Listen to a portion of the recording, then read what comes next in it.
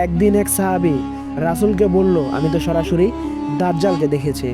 সেই সাহাবী আর কেউ ছিলেন না, তিনি রাসূলের অন্যতম প্রিয় পাত্র তামিম আদ-দারি। তামিম আদ-দারি একসময় খ্রিস্টান ছিলেন, কিন্তু রাসূলের সান্নিধ্য পাওয়ার পরে তিনি মুসলিম হয়ে যান এবং রাসূলকে বলেন, আমি তো সরাসরি দাজ্জালকে দেখেছি। তখন রাসূল তাকে বলল, দাজ্জাল কি তোমাকে কোনো কিছু জিজ্ঞেস করেছিল?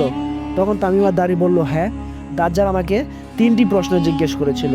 প্রথম প্রশ্ন, সে আমাকে বলেছিল যে বাইসানের খেজুর বাগান কেমন আছে। আমি তাকে বললাম, বাইসানের খেজুর বাগান তো এখনো ঠিকঠাকই আছে, সেখানে এখনো খেজুর ধরে। তখন দাজ্জাল আমাকে বলল, এমন একটা সময় আসবে যখন বাইসানের খেজুর বাগানে খেজুর তো দূরের কথা, কোনো খেজুর গাছই থাকবে না। তারপর দাজ্জাল আমাকে বলল যে তাবারিয়া সাগর কেমন আছে।